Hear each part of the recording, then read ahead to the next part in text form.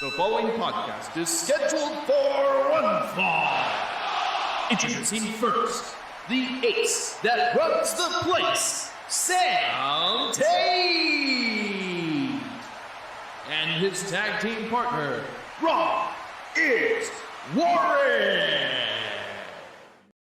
Welcome back to another week of the Scheduled for One Fall podcast, and we are directly on the heels of Elimination Chamber 2023.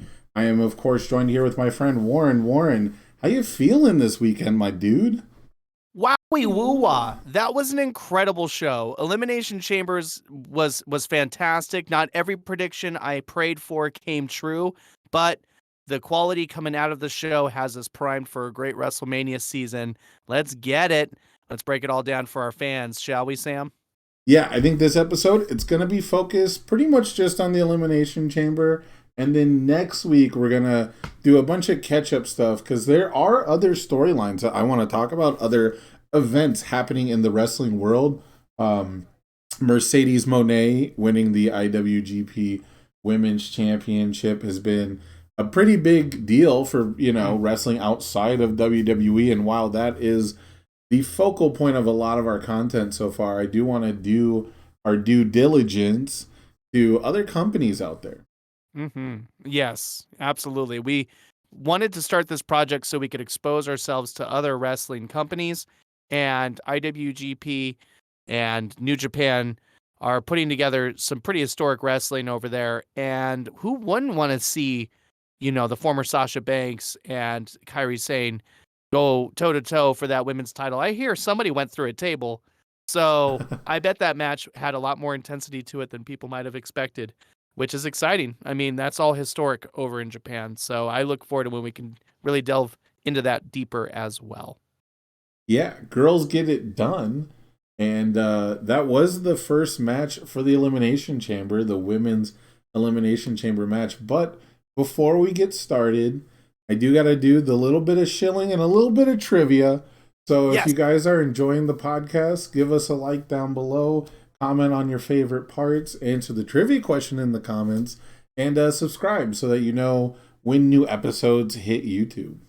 We want to thank everybody who's been listening. It's super important to us to know that there are at least a few of you sitting through these every week. Please, if you have any interest in our momentum continuing, please send us some comments, give us some likes, share it with a friend. Let us know what we're doing right and wrong. We're just getting started, and we don't want to suck. So let us know what you like and what you don't like. Thanks, guys.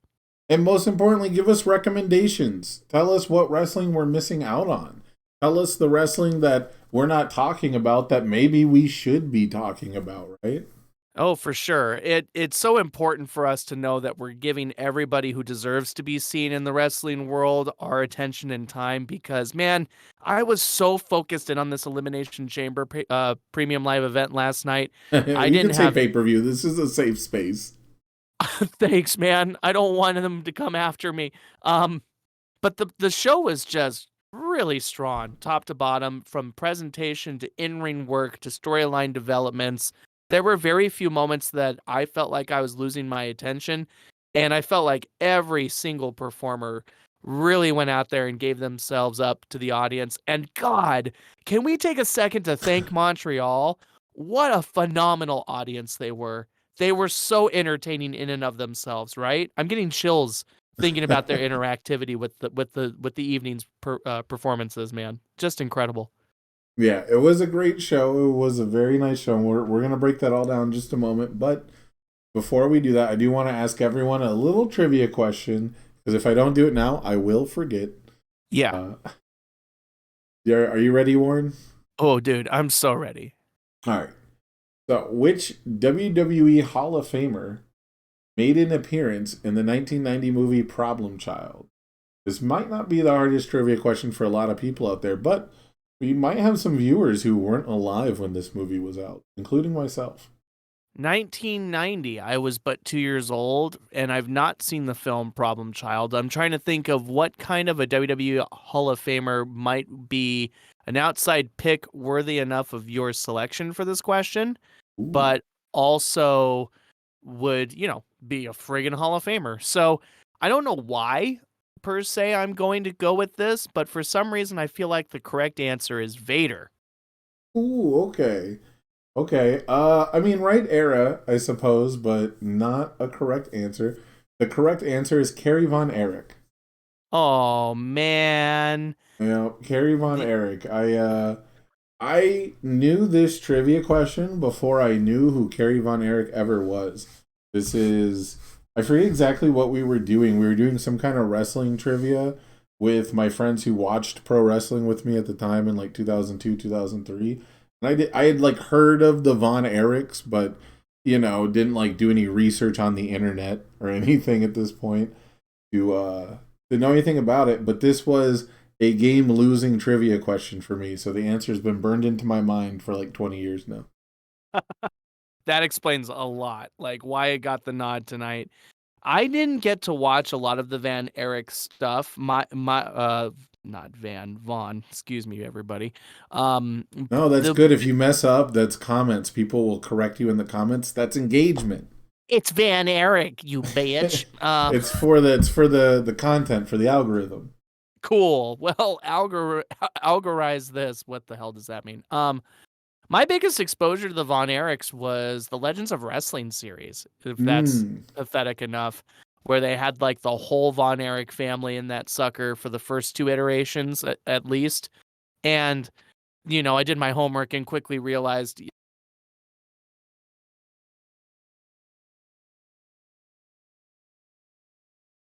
in that plane crash, and it's just tough, man.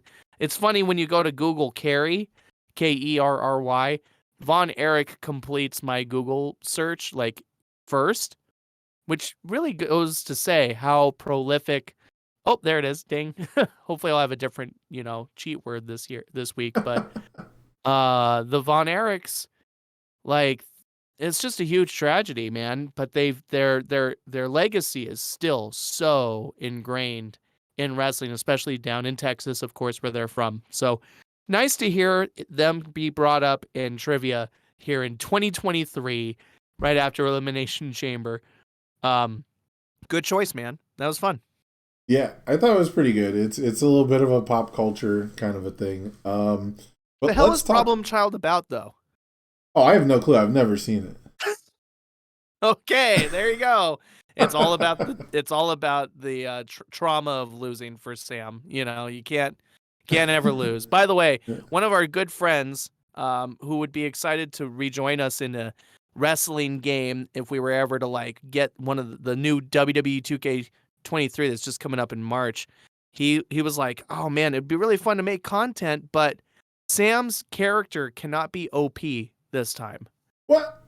He's so mad at you for creating this 7-foot tall, simply unbeatable giant. And I'm thinking in my head with this guy, I'm like, man, I didn't win that many matches. What is he talking about?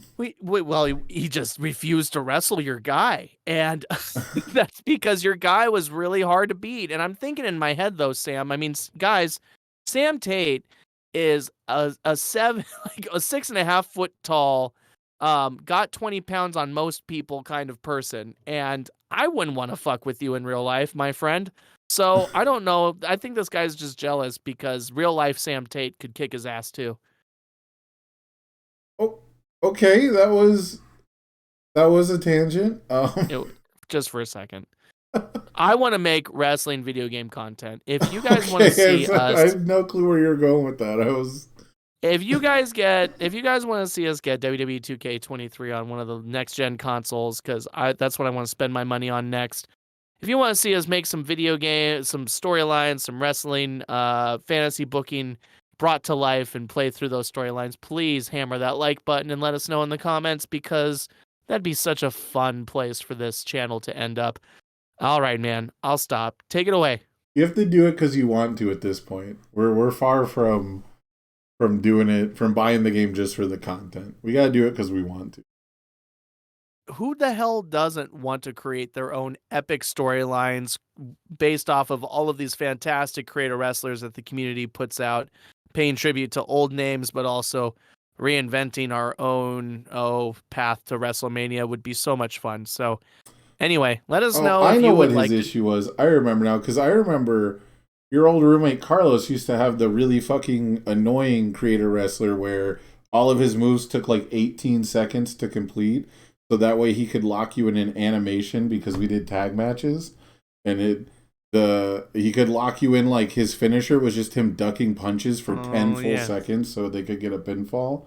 It was never Yes. meant to like knock you out. He was mad because I had a move. One of my signatures of the finisher was just a move that just picked you up and threw you way up in the air. And your guy had to sell forever. Which is a great move for a guy who's 6'10". Your character probably was It was launching like folks. 6'4", dude. It was like Triple H height. You guys just played midgets who were like your own actual heights. Well, that's part So of the when fun I did too. my character as my actual height, which is the same height as Triple H, you all look really fucking short. Joke's on us. That's what we get for trying to add some realism. And the only other guy actually my size was your roommate Carlos, who downsized himself so he could do more Rey Mysterio moves. Right, exactly. Well, I mean, So that's you not on create- me. you create who you want to be, and of course, you'd want to be somebody larger than life, But we're I want getting to be on somebody the who can toss a motherfucker. That's what wrestling's about. It's not about big meaty men slapping meat. It's about big meaty men tossing meat. There you go. Well, what culture wrestling has been put in their place then? So I feel like wrestling's about the fans. And circling back to the show we saw last night, Elimination Chamber had a entire arena of rabid fans hungry for some of the most important storylines of the year to pay off, is including the hometown hero going up against Roman Reigns. They were firing everything they had at the performers. And I was just so grateful to see how into it they were, because I don't know about you, man, but a crowd that's into it can literally make a show. And Yeah. I just feel like they did such a good job rooting for the performers last night from top to bottom that this show goes down in my mind as an instant classic I'm going to want to watch again at some point from beginning to end. It was a really amazing night of wrestling. Do you think was the arena smaller than normal? Was the Montreal was Right. the venue like a smaller venue? See, and I don't think it was. That was a couple moments I thought, boy, that thing looks pretty large. I felt like it was Interesting. actually a bigger venue than I would expect, say, if they were here in Vegas doing it at the Grand Garden Arena. Like, that's a tiny venue, for Christ's sake. It's the Bell Center.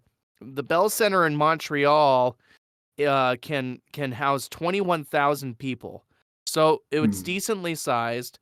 And I imagine this is where the Montreal Canadiens of the National Hockey League, and that is their home place. So, Right. and it was fun seeing Sami Zayn and Kevin Owens pay tribute to their Canadiens with their custom-made wrestling hockey hybrid shirts that they were wearing last night as part of their appearances. You talk about really being ingrained in the culture there. The audience was almost Bizarro World, right? We've seen the Sky Dome in Toronto be another location where the bad guys get all the cheers, and it really started off that way. I felt like the crowd had a mind of its own, and it was gonna mess with everybody a little bit last night. But we've probably revved up enough, right? You ready to break down what happened? Yeah, well, let's. I think the crowd is a good topic for the women's chamber match, and in general, just because the biggest plus I have for this show, because I like this show, which I was not expecting to. Right. It's very rare that Sam texts me and says, "I liked Elimination Chamber." I was like, "Oh shit! How did that happen?" It might be the only premium live event named Elimination Chamber that I actually enjoyed, like as a show. Awesome. Typically, I can find a match to like, but not always. And so, the biggest plus I can give it is the pacing. If you have good pacing, your crowd will respond to that. A lot of times pacing, whether it's good or bad, is dictated by how into it your crowd is. And so that's just a testament, I think, to the matches just stayed constantly flowing. They had the right personnel matched up together. Everyone, a lot of matches, a lot of times I see two guys working together, and what do I say? We'll be talking about a match, and I'm like, I don't want to watch these two guys wrestle. It's two people who don't work well together. And tonight, every single person worked so well. Or sorry, not tonight, but at this event, at that night, it seemed like everyone just worked so well together. Yeah. I think everybody was really riding high and wanting to prove what they were capable of. The chemistry was definitely on display here, but also there was a mutual respect between all the performers.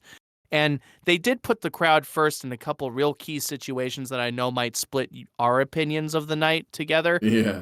I'll look forward to when we collide with them. But they literally did really build their matches around the crowd. They really helped push the pace when there was any sort of lull, but it was so few and far between. They were just hitting like the audience with the best they had last night. I think everybody was really motivated, and you can tell in just how active they were. You're right. The pacing was very rarely dull. There was very few moments where both guys were on the ground or the whole party was on the ground in the case of the multi-man matches, waiting for the next multi-women, moment. Sir, 2023 multi-women matches happen too. Multi-superstar, if you will. All right. It's this, especially after what Ripley and Beth Phoenix did in that mixed tag team match, however you wish to word it. Yeah. Like the women were there last night. They showed up. Watching Beth powerbomb Finn is one thing. Watching Ripley powerbomb Edge side by side to her was such a cool moment. And the women were really on fire last night. Yeah. The biggest fear I have from the women's, multi-women matches, whether it's battle royales, elimination chambers, what have you, is typically there is a bigger gap, I would say, as far as maybe not talent, but experience or just ring general womanship, if you will, where you've got some real stars with some people who just aren't quite there yet. And a lot of times they don't sync up. This is the one issue I might have ever had with Asuka, right? We talked about it last week where, sometimes she's just not on the same page with other people. And when you get these 6-woman matches, that's usually the biggest thing holding it back to being like a real gem a lot of the times is not everyone's on the same page. There's not quite as much impact. There's always some issue, right, that slows everything down. And I think that they managed to avoid, pretty much all of that. Like, nothing's perfect. It's not ballet out there, right? But I think that they kept it to a sheer minimum. Oh, man. Yeah, it was really polished. I was commenting to Tiffany, my girlfriend, watching the show, that Liv Morgan, somebody I often struggle to watch, for example, because I feel like Bro, it's in her entrance. She says, "Watch me." What don't you get about that? There's nothing that I mean, I have no problems generally watching what she does. It's just I keep waiting for her to kind of get clumsy. I feel like she's just maybe not quite as polished from bell to bell as a lot of the other women they've pushed towards the top of the card. But she likes really cool moves, but she might not quite be there yet to do those really cool moves. Right. She's almost reaching too far, but you got to admire her passion, right? Like, Oblivion is a cool move, but she did botch that for like a year straight. Like, every match. Right. I've felt that way for a while, that as much as I like Liv, she's not a believable member of the contendership for, championships for me always, because of that certain amount of clumsy in her game. But she looked great last night. I didn't have a single complaint about this first match as far as everybody hitting their spots and performing things clean. As a matter of fact, I got to give some love to Natalya. I feel like I'm usually pretty mean to Natalya, but she and Liv started out this match, new cheekbones and all for Natalya or something like that. She's had so much work done over the years, but certainly some fresh work since she came back this last time too. But she looked great. Maybe the best she's looked in a while. The crowd was pleasantly behind her because, of course, we are in Canada, and Neidhart is is royalty in Canada, Mm-hmm. and those two started off the match real clean, real crisp, and Natalia was a big part of the match all the way through. I think everybody's entrance. So got to give some love. They really set down a good foundation before anybody else got in the ring, wouldn't you say? Yeah, I was a big fan of these two starting out, which normally I'm not. I wouldn't consider these to be the two that I want to watch a singles match from, but they hit all the spots. They did the chain wrestling, and I think you're right. I think it helped out that it was a Hart family member to start things off. I really got excited once Raquel got in the ring. Raquel Gonzalez, right, is without a doubt who we've penciled in for Royal Rumble winning contendership next year. She's got this awesome look. She reminds me a lot of Gal Gadot, right? The woman who Mm-hmm. performed Wonder Woman most recently. Like, Raquel looks like she could be Wonder Woman tomorrow if she wanted to. I remember when she first got her start in the Mae Young Classic, the original one, she was a big Texan character with the cowboy hat looking like Bradshaw, just the wrong gender. And I thought to myself, like, that woman's got the scale and she's got a nice simple gimmick to get her started. And sure enough, here we are maybe 5 or 6 years later, and she's one of the chosen for sure for women's future in wrestling. So she comes in like a bat out of hell, tons of power, and she has a pretty interesting move set too. I just want to see her stop smiling all the time, because is that not the clear sign that somebody's being fake as hell in the ring or what? Um, But it's contextual, right? Like when Brock Lesnar's laughing at you, you're probably shitting your pants. Right? yeah, but Raquel's smile says a little bit too much. I'm happy to be here. It's just a Yeah. little too much like, I don't have a central nervous system. Everything's great. But when she does find what her character really is, and I know she's not there yet, like, I'm really excited to see what she's like in her final form. I know we're going to get it probably, as we've talked about, this time next year. But she looked great. Yep. I Throwing know how around to Liv is take easy. Go ahead. I know how to take Raquel to the next level immediately. All right, give it to us. Choke slam finisher. Let Ooh, her choke a yeah. bitch. There's not very many people using the choke slam. Only Damian Priest comes to mind. And he's got his own unique little variant. I'm talking Raquel should showstopper choke slam. Hold a bitch up in the air, count to 3, plant. No falling down, standing, plant her ass. I like it. Over him.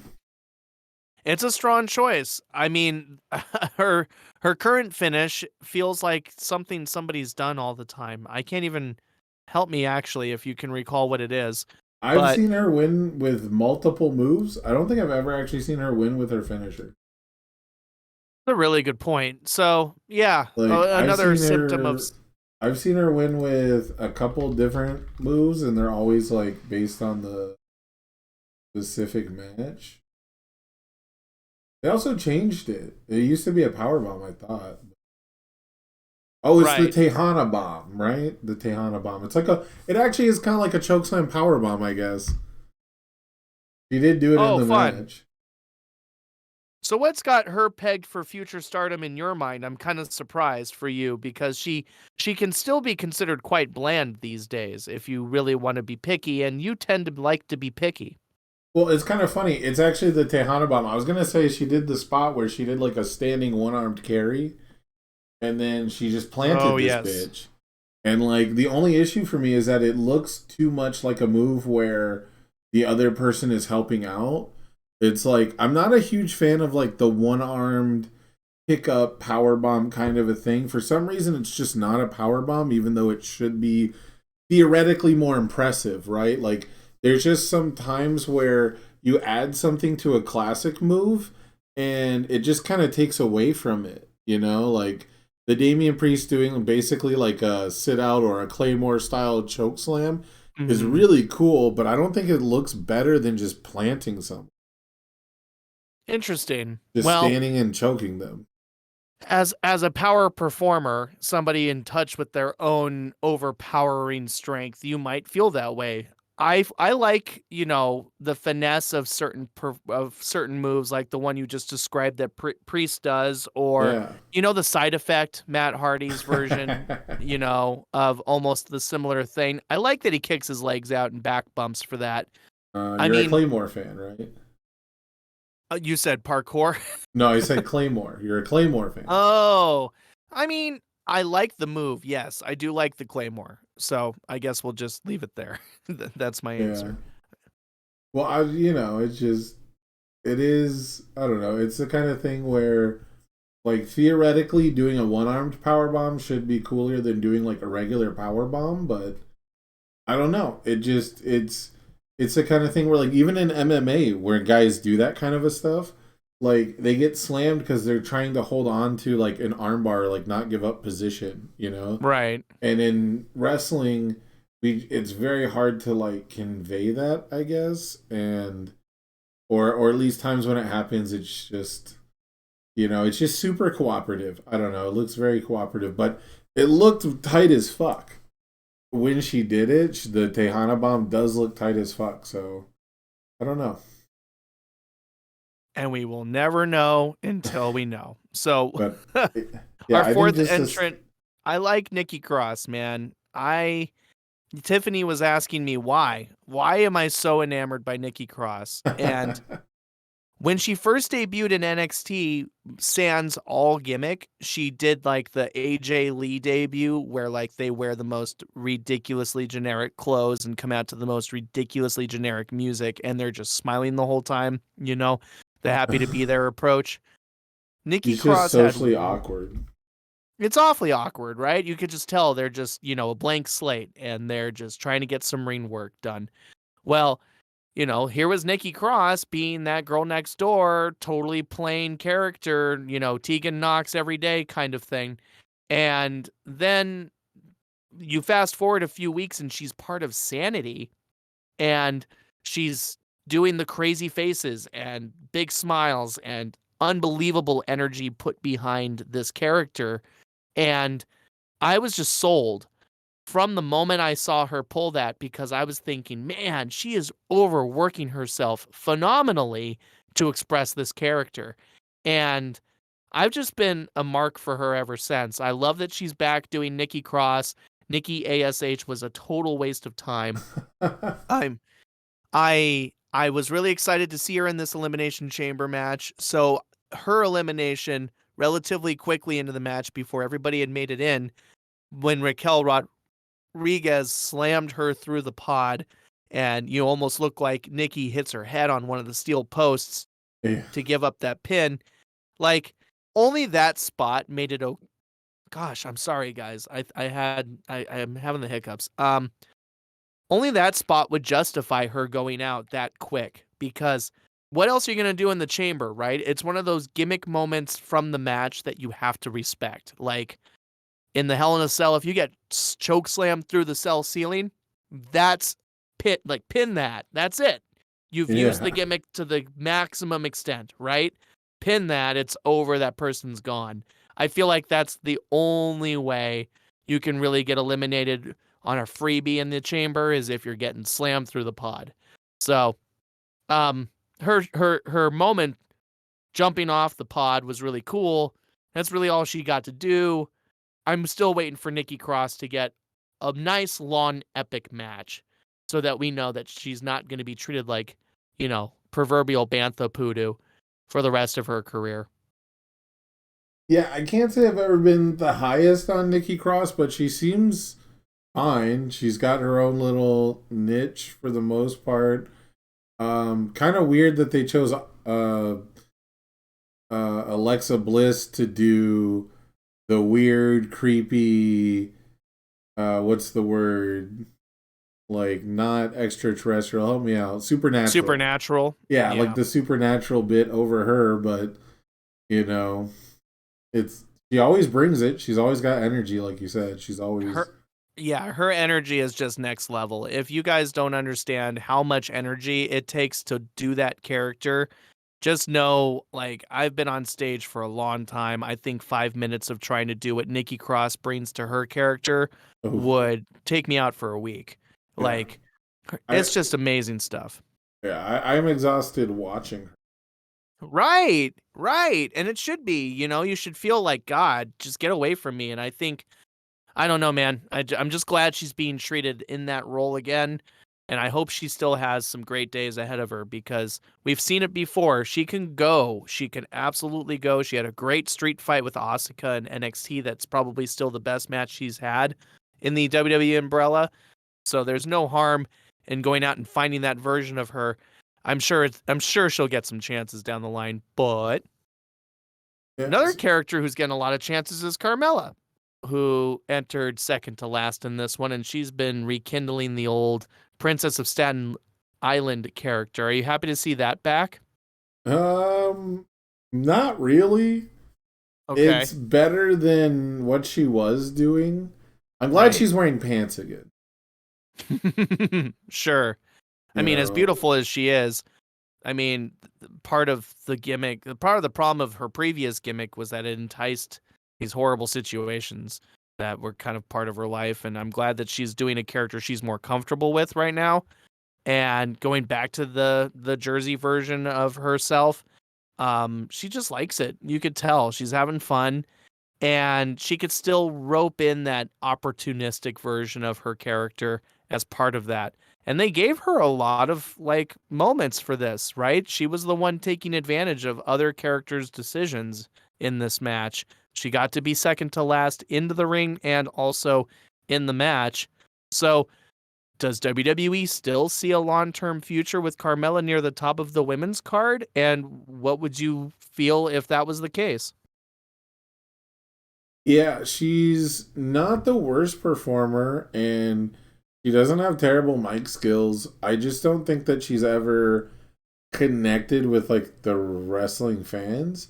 And she does seem like a natural heel. I don't know how many face runs she's had, if any, outside of Big Cass and Enzo Amore. But Oh man. um, I And you like, can't coach that. yeah, you can't teach that.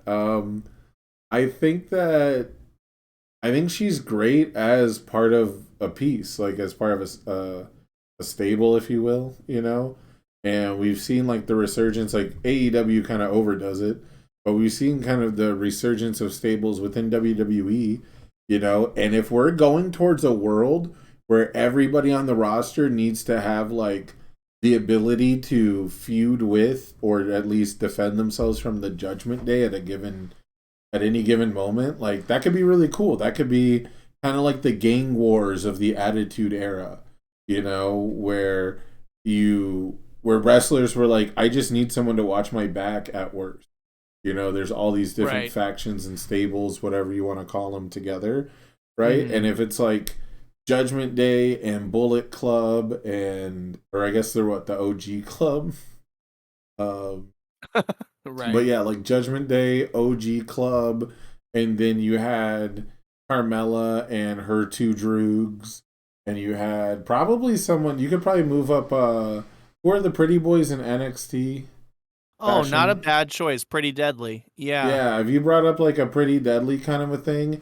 And like they could be like a strange bedfellows. Like they're like all, ooh, yeah, we're so great and pretty and handsome, And she's like, they see her as like as low class because of her accent, but she convinces him that she's the most fashionable person on the roster or whatever. Like, She helps them win. I mean, yeah, one wrinkle in Carmella's toolkit is that she's clever enough to get those opportunistic wins and get one over. I mean, she super kicked Natalia right out of that match in her hometown or her home country anyway. yeah. Is that like a And legit finish for her now? Is she doing the super kick? yeah, she's been doing super kicks for a while, Oh and man. I'm fine with it. I have a lot of respect for Carmella. She's been in the E a lot longer than people realize. I mean, it's got to be about 2012 at least. And, going back to the heyday with so many of our favorites in today's wrestling entering at that time. And she's the last one standing from that, could have been, should have been legendary, Enzo Amore group. Um, And I just have a lot of respect for her. It was cool to see her get some love in this match.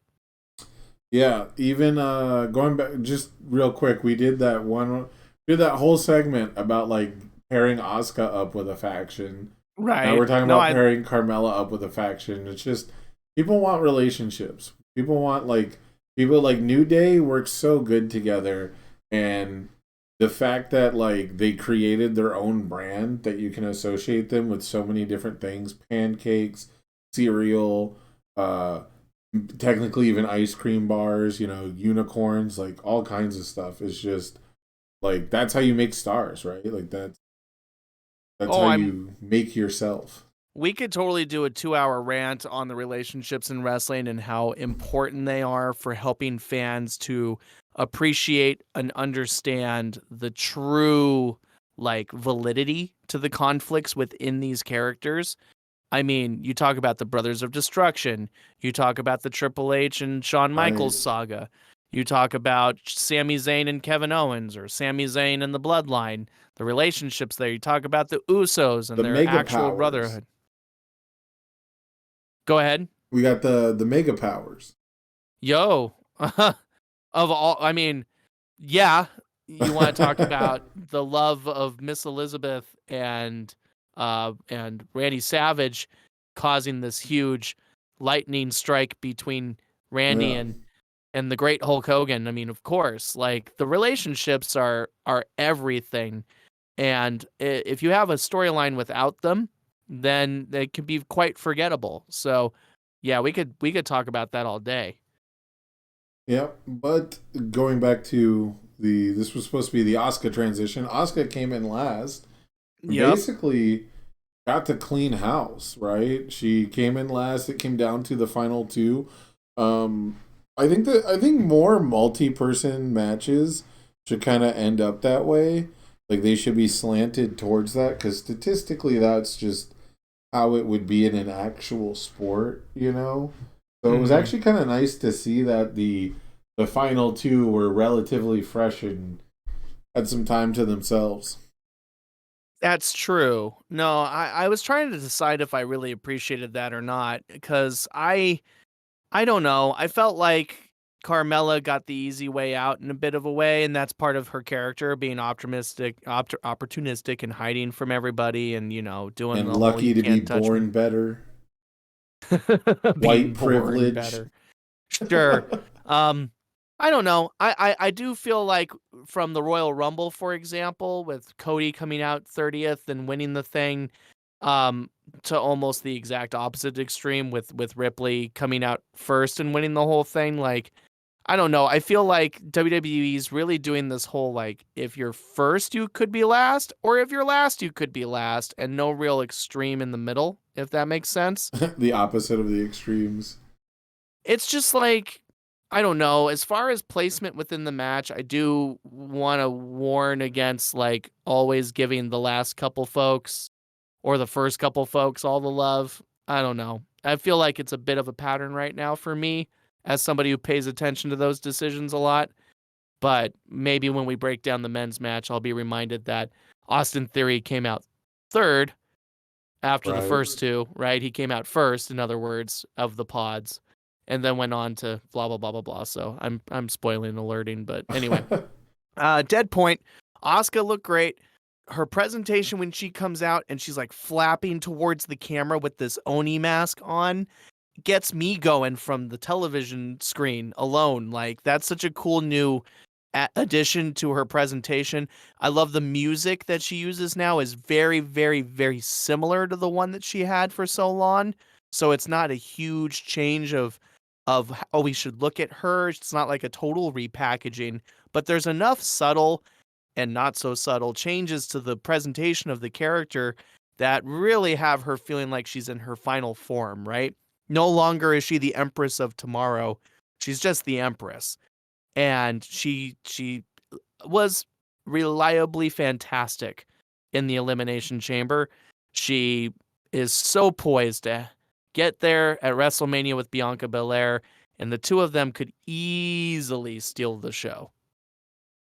Yeah, we talked about it last week about whether or not you could feature her prominently and what her promos would look like and what do they do immediately after that. She gets to come out and she gets to speak Japanese to Io Sky in a promo that might not be like one of the best ever for the ages, but it was so nice to see, especially because we had just talked about it. That, Right. You know, I was really big on Asuka going into this match because of that. I agree with you. She's doing, she's getting to hit a different level of her character and getting to show more of who she is, and she's not doing it in that tongue-in-cheek, goofy way. It's fun. She knows she's on a hot streak right now. She knows the company's behind her, and I'm glad. I mean, we've all been, you and I have especially lamented that Asuka could be so much more, and she's such a fan of, or we're such a fan of her completely, that it's just nice to know that she's going to WrestleMania with Bianca. It's nice to know she's getting to show more of who she is on a more serious note, but she has plenty of those little winks and nods that remind you that she's playing this weird, off-kilter, demonic clown type of version of herself. And who, you know what I feel about demonic clowns? They're great. Let's go. So keep up the good work, Asuka. I hope she and Bianca Belair have one of the more memorable matches of the weekend at WrestleMania here on April 1st and 2nd. Yep, and if Asuka doesn't win, we riot. Damn. Well, I mean, it's the right time. I mean, Bianca's had a phenomenal run herself. She's held the women's title longer than almost anyone. I think only Becky Lynch by a couple of days is still ahead of her from a few years ago. But by the time we get to WrestleMania, she will have eclipsed that. So it'll be a good time for Asuka to take over and start being handled the right way at the top of the women's division. So I can't wait. I do hope that she debuts a new finisher. I'm a big finisher guy, and I'm not a big fan of the Asuka lock. You know, I was actually thinking the exact same thing last night, that she did this one move to Carmella where she slid on the ground and just kicked her in the face. And I Yeah. thought that was a moment where I think previous Asuka would have rubbed her butt or ran her butt into Carmella. It's And I called was a hip thinking, attack, gosh, sir. yeah, the hip attacks are so dumb. They're one of my Well- least favorite moves in wrestling. Oh my gosh, this man has no love for the classics.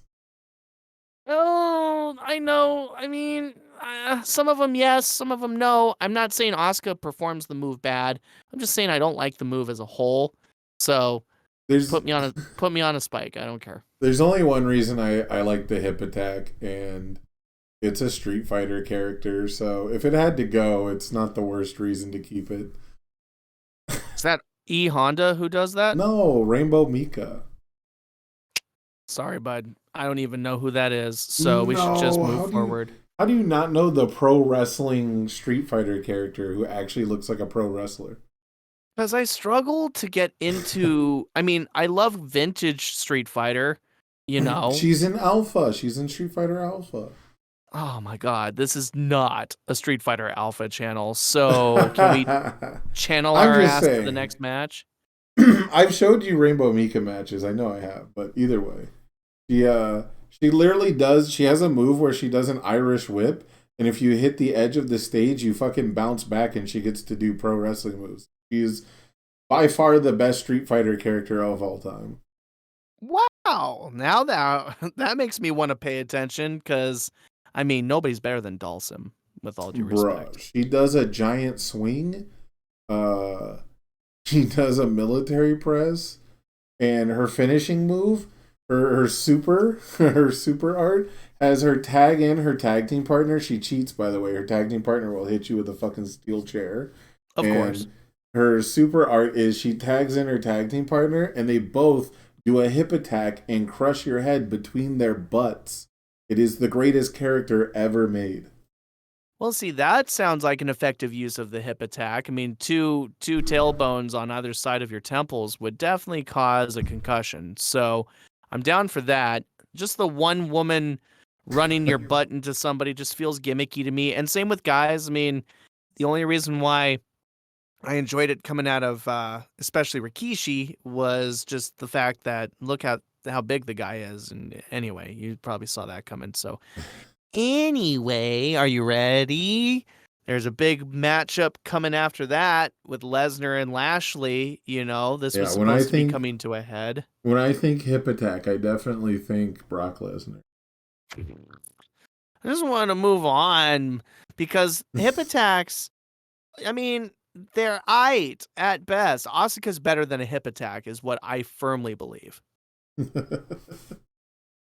So what would you have Asuka have as her new move? I mean, technically, if you think about it, the arm bars she used to win the match, but taking out both Liv in that weird situation. For the record, by the way, Liv Morgan passing out while in a leg and lower back submission and an arm submission at the same time. Like, you have to probably have some broken bones, some severed rotator cuffs or whatever to pass out from the pain from that. So we should check Liv Morgan. If we're running with that storyline, she should be half broken. Just saying. Because you shouldn't be passing out unless you're getting choked. That's my personal feeling. Or you're suffering from like Steve Austin level blood loss. Maybe. So, just saying. I didn't like that. So she does that armbar twice. She does it to help take out Liv by pass out, whatever.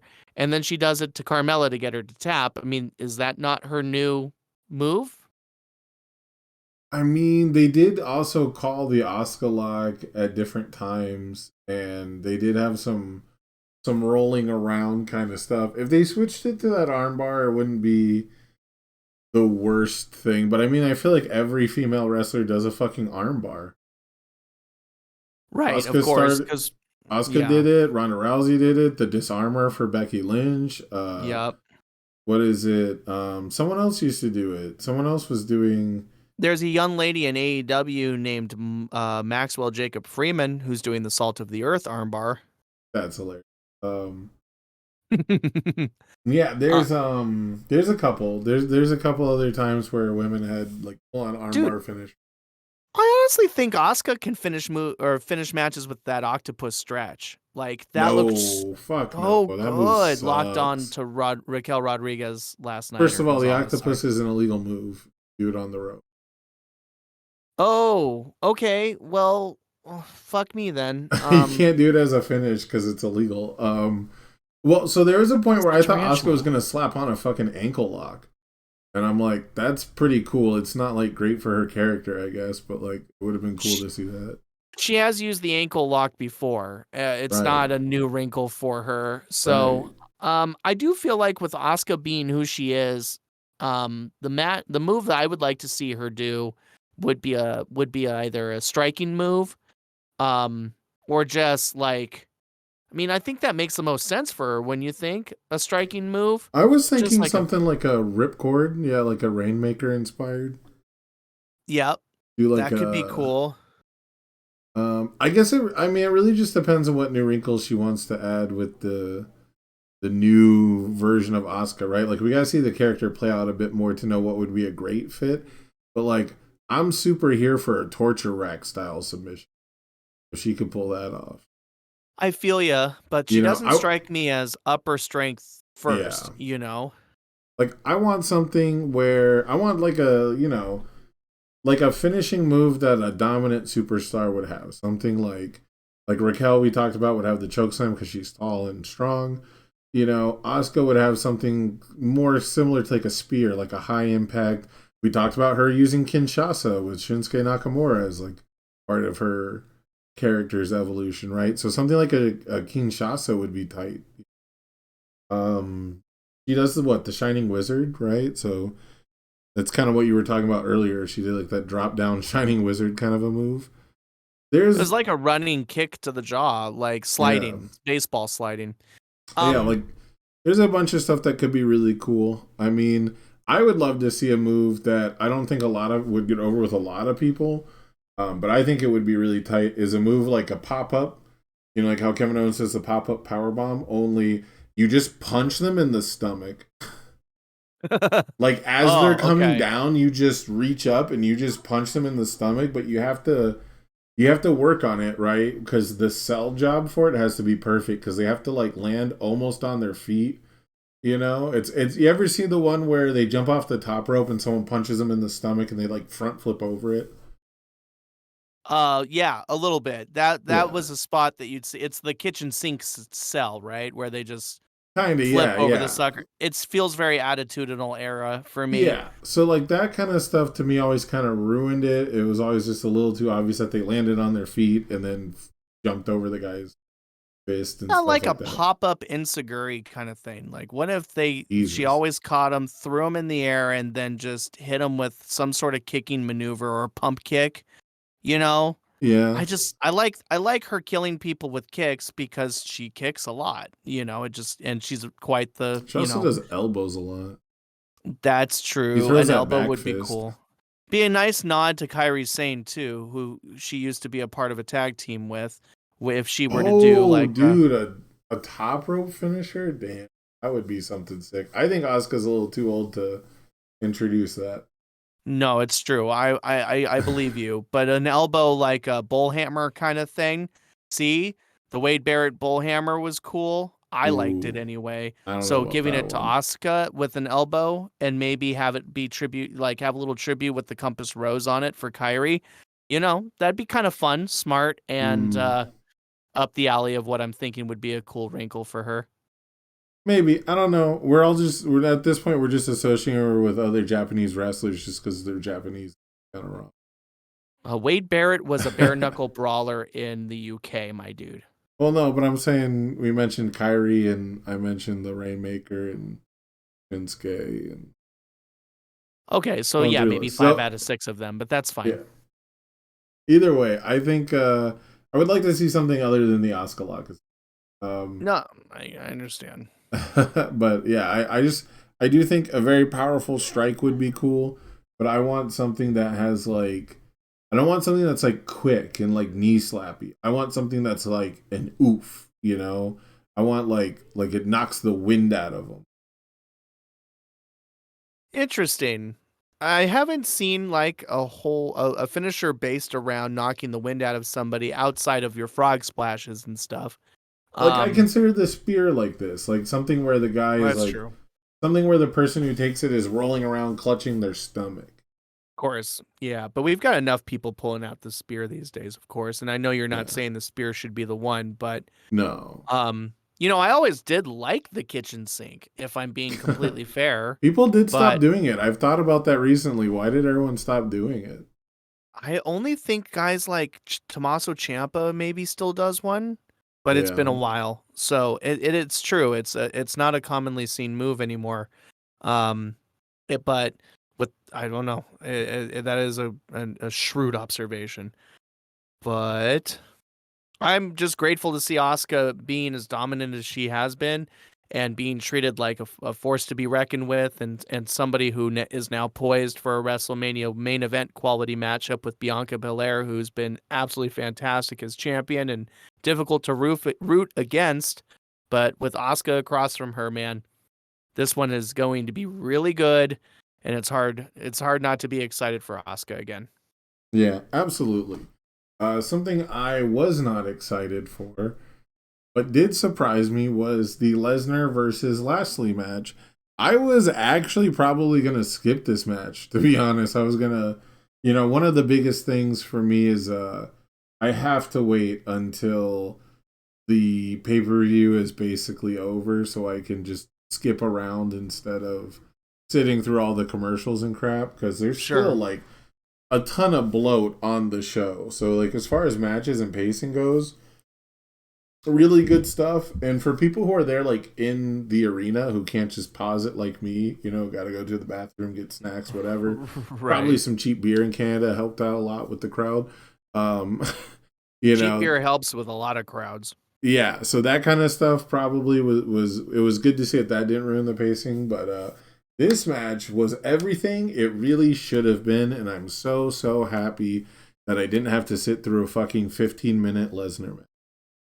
Super interesting because for me, at first glance, I was kind of bummed, of course, as the Bray Wyatt fan trying to imagine which monster Bray might target for WrestleMania based on that promo we saw on Friday. I was kind of just looking for a clean finish here. but there's a lot of really good storytelling that goes into the fact that Brock Lesnar seems scared of Bobby Lashley. I mean, Brock's been the behemoth monster in WWE pretty much since he came back in 2014, was it? Yeah. So which by the way, it really hit me the other night. Like, wow, he's been around again for a long time. Like, holy cow, his run has obviously eclipsed the original run he had from 2002 to 2004. So, like, Brock has done a lot of character evolving a little bit with this redneck version of himself, this farmer boy version of himself, which is closer to real him. He's showed off some impressive mic skills. He looks pretty inspired by this work he's doing with Lashley. And I think, it's obviously so that we can start seeing Lashley truly on the same level as a Brock or a Roman as far as being that dominant powerhouse personality. But, I was expecting probably a clean win for Lashley on this one, or a clean win either way. And Brock showing that he's a little afraid and causing his own disqualification to give Lashley this win by kicking him in the nards during the whole Hurt Lock moment, which, Brock was looking literally red when he did that kick. Like, he was looking really, like, overpowered, which was great. I don't know. For me, at first moment, I was like, oh, fuck. But the buildup was cool. It was two guys trading finishers a lot. But what did you? I mean, so I'm impressed. You liked it. I'm actually really surprised. Tell me how they won you over, I guess. Well, it was short. It was simple. They hit all the same notes, and it was about to be a stinker match. But I felt like the extra wrinkle of Lesnar choosing to basically get disqualified, which at first I thought he was positioning himself between the referee and the dirty deed, and so he was going to get away with it. But they called for the bell pretty quick, so it was. I don't know. I did see like some rumor, and this is why I hate seeing shit like this on the internet. But I did see a rumor that he went off script or something, but I don't know. I don't think so. I don't think he got to just beat up a referee off script or whatever they said he did. Investigate that far, but there was carnage after the bell, so you got some nice carnage, you got some spots that people want to see big meaty men slapping meat and shit. Like, Okay. it wasn't like my favorite match or anything, but I was pleasantly surprised that I didn't have to sit through an actual Lashley Lesnar full on match for 15-20 minutes. Right. And it's interesting to wonder why not. And it's probably because Brock doesn't like to get paid by the hour. And he just So, doesn't. do you think the story going forward is actually not that Lesnar was afraid of the Hurt Lock, but that he's afraid of Bray Wyatt? Ooh. Has I don't think it he has beat the Fiend before, didn't he? I don't think it has shit to do with Wyatt. No, I wouldn't. I think it really does have to do with a very compelling story for me as a fan, having watched Brock be dominant for so long. I'm compelled to see Lashley treated like he's the monster killer and that he can absorb some of what Brock has had, behind him Ooh. for several years, as being just as feared and just as important as a Brock Lesnar. If it's going down the path it seems like it's I going. got it. Ooh, tell me. Okay, so so you remember the Fiend, right? He used to have his little gloves they'd put up to his ears. One said heal, the other said Hurt. right. So, Ooh. and one of the Bray Wyatt wrinkles, one of the stories that, kind of had to be dropped, but we now, in the year 2023, have the ability to revisit, was Braun Strowman leaving the Wyatt family, right? Yes. Right. Yes. So, Braun Strowman is, of course, the monster among monsters. Okay. And Brock Lesnar is the beast. Yes. And so if you have Bobby Lashley, who is someone who can defeat the beast, if he is someone who can defeat these monsters, he could potentially be that hurt side of the Fiend, right? We've got the hurt and we've got the heal. Well, the hurt lock could literally be the hurt that, Bray Wyatt wants to inflict on people, or potentially the hurt that he needs to wrangle his old monster back into his clutches. Now, I'm not saying they should like reform the whole the whole Wyatt family, but that could be part of the story going forward. Is Bray Wyatt needs to basically capture a beast to help him, or a monster, right, to fight other monsters. That's a pretty deep thought on how Lashley could get tied into Bray, but I don't dislike it, especially because the Hurt business has been quietly getting hyped to return. We see constantly MVP in the background standing with Shelton and Cedric Alexander, and then in a different shot, him with Lashley. Like, there's obviously them trying to plant seeds that it's going to be the Hurt business we all know from the past returning, but the other buzz in the room is that, say, an NXT call-up like Carmelo Hayes and Trick Williams could maybe fit into an updated version of the Hurt business, allowing Lashley to stand by the notion he doesn't need them, only to fall victim to becoming a tool and utility for Bray. But that almost seems like a downstep, doesn't it? I mean, maybe I know Bray still could be viewed as a top tier character, but Lashley being the clear top dog in one faction to go and be just a pawn in another one, I don't know why Lashley would want to do that at this stage of his career. Well, he's not going to choose to be a pawn. That's supposed to be the genius of Bray Wyatt. Uh-huh. It's supposed to be making him fall into the trap of becoming a pawn. Now, of course, they've never written a good Bray Wyatt story, and they never fucking will. And like you said, it's probably never actually going to go anywhere. Nothing that happened in that match was actually referential to Bray Wyatt. And, we might not ever see anything fucking come of the one line that Bray delivered, in the future. We will never even see anything come of it. But if I was going to watch a Bobby Lashley versus Bray Wyatt feud, I would want it to have some kind of story implication that deals with the fact that he has surrounded himself by monsters his whole career.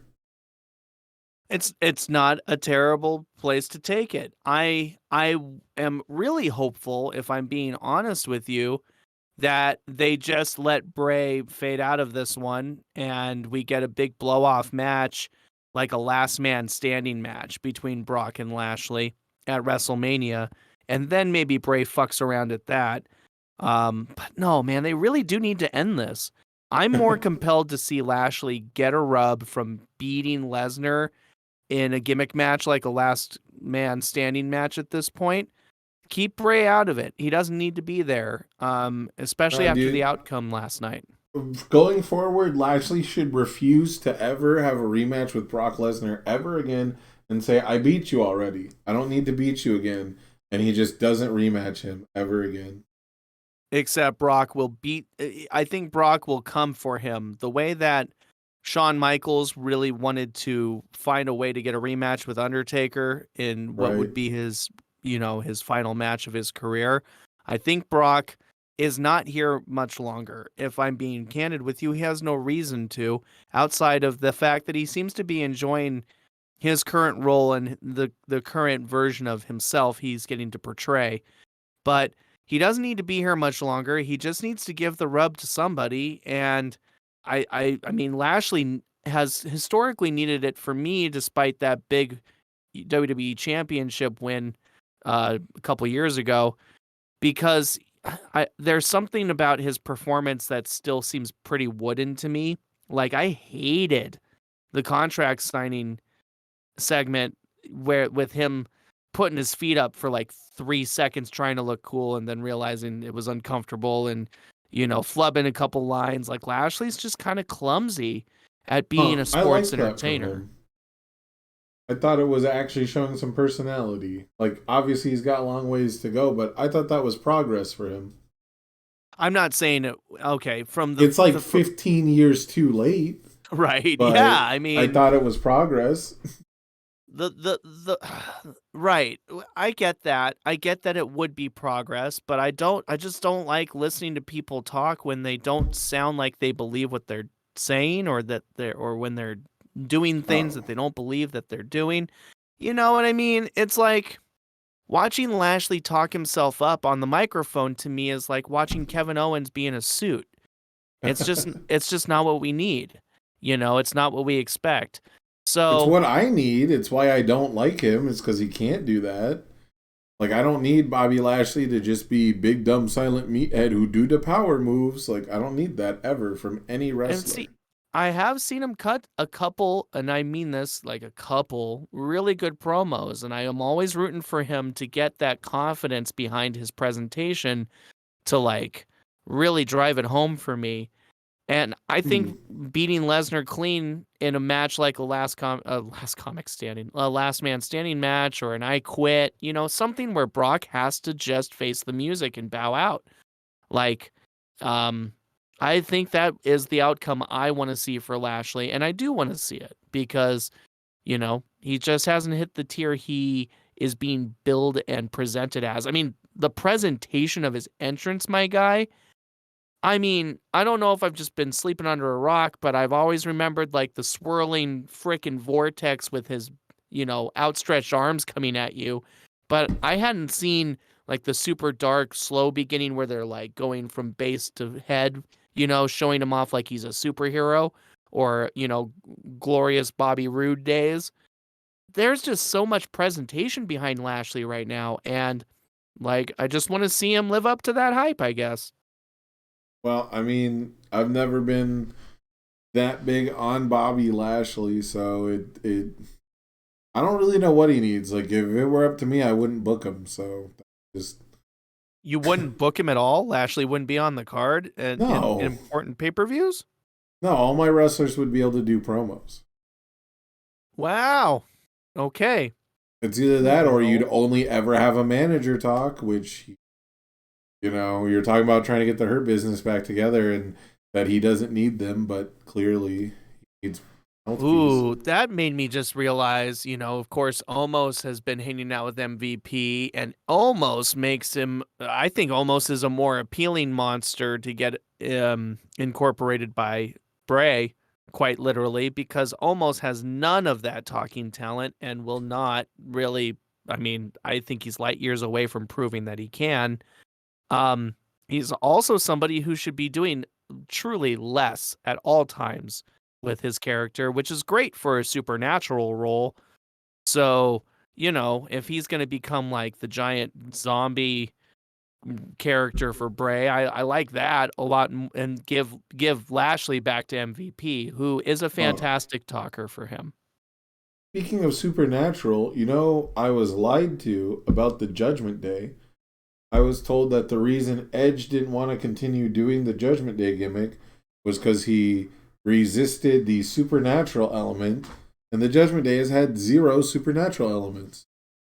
Right. It makes you wonder. I wonder how that happened and what confusion came up that, pointed us in this direction of them becoming mystical in some way. I mean, maybe the presentation of Edge himself and the whole fire pyromancy thing he was playing with, giving homage to the Gangrel and Brood days. Maybe that was his own like oops. Maybe he like the presentation was definitely gearing towards having some sort of, elemental control stick in the supernatural column, but maybe he just oopsied on that and was like, never mind, I don't want to do that. And they're like, well, we kind of can't just stop. And he's like, okay, we'll just have them murk me and we'll have a year-long feud and I'll beat a couple of them up and then I'll retire. So we're about, neck deep in that path right now. Yeah, my best guess is that the supernatural elements only played well with Edge, but the look of Damian Priest and Rhea Ripley and like their chemistry was too good to pass up. So maybe that's what they went with. I mean, Finn Balor fits the role really well, especially if you wanted to do a supernatural element. I don't know. I was really hoping for something like that, but like it's very weird to bring back the demon element when like you've stolen someone else's stable. Like, what's the point of the name Judgment Day, right? Like, it's the name that Edge gave it, and then he was kicked out basically immediately. Right. No, I trust me, it was very strange. But it's kudos, honestly, watching Judgment Day walk the ring last night with Priest on one end looking dramatically removed from the way he looked when he first got here, at least in color scheme and aura. And then Finn on the other end with the, battle, what's the word I'm looking for? Sorry, Borderlands-esque Zero mask, right? The where are his eyeballs and mouth, kind of mask where it's just a clean slate. And then in the center, Rhea Ripley looking fantastic, just perfect as the three of them. Like she's so unique. I've said this a million times. So unique, amazing facial expressions, phenomenal makeup last night to accentuate those. One of a kind, feminine physique for that division. Like she's just Rhea Ripley. She's quite iconic, quite individualistic, very unique.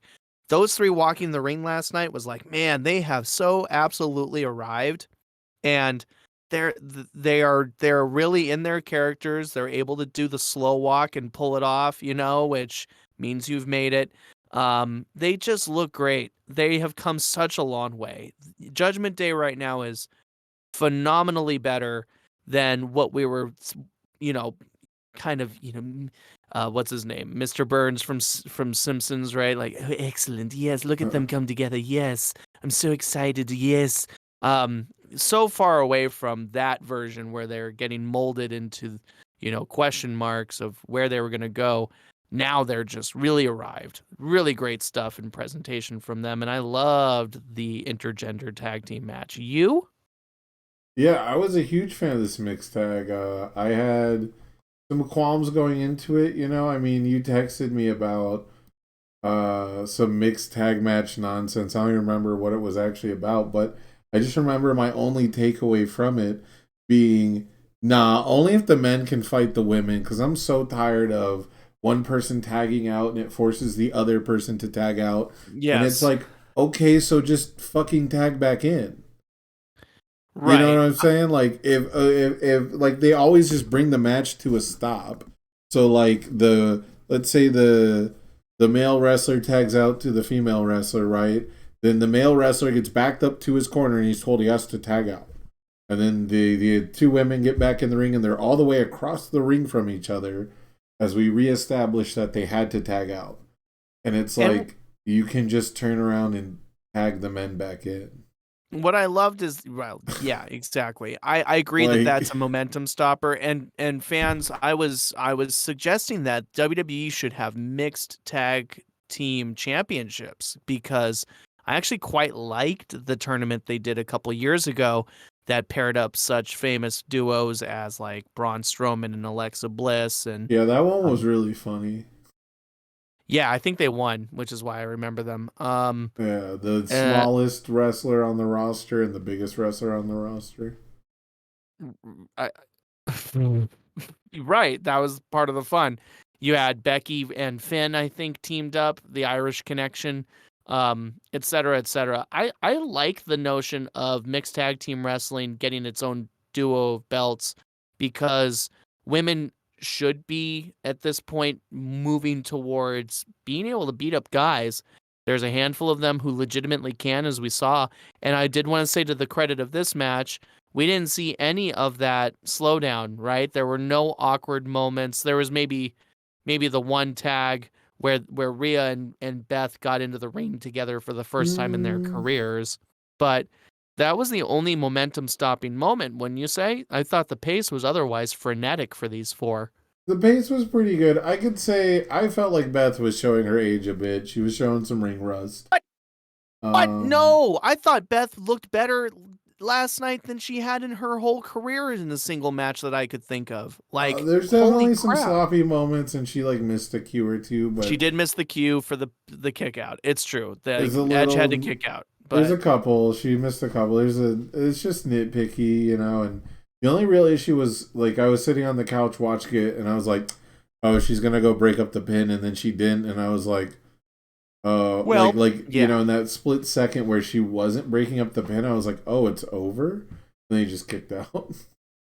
right. No, I'm with you. That was the only uncomfortable moment of maybe the whole night as far as timing was concerned. But yeah, I do remember that. I mean, I think the overall quality of the confrontation was still fantastic. And I love the image of Edge and Beth hitting their signature poses in front of and behind one another on the ramp. Um he's throwing the bull horns and she's doing the glam mandibles or whatever you want to call those over her head. Like that image looks great. They're called the Grit Couple. Like give them some tag champs, man. I'm down to watch them invent this division, and I was glad that they got the win with the Shatter Machine, phenomenally called out multiple times by the commentators. Like, what a interesting place to put an FTR slash revival reference. I didn't see that coming. But there were so many really good standout like moments in this match that are burned into my brain. I got a couple more, but you had to have a couple, I'm sure. Yeah, it was really interesting. The Shatter Machine kind of came out of nowhere for me. I didn't know if that Right. was. Why that? It's true. Yeah, I didn't know if that was specifically a call out for FTR. It seemed, maybe it's too obvious. Maybe someone did it before. Like, at first, my first impression was I thought it was like uh, a snub where it was sort of like they're like, oh, well, FTR's not here. They're like not wrestling right now. Like, it's not their move. You know what I mean? Like, there's no one in WWE doing it, so we can just do it. But I'm pretty sure it was an affectionate callback. I'm pretty sure they're buds. Yeah, and they are. It's true. They're real life friends, I understand. And, it was just great to see the move used. There were a couple cool moves done. Ripley power bombing Edge side by side to Beth power bombing Finn. You told me before we started recording that was a big moment for you.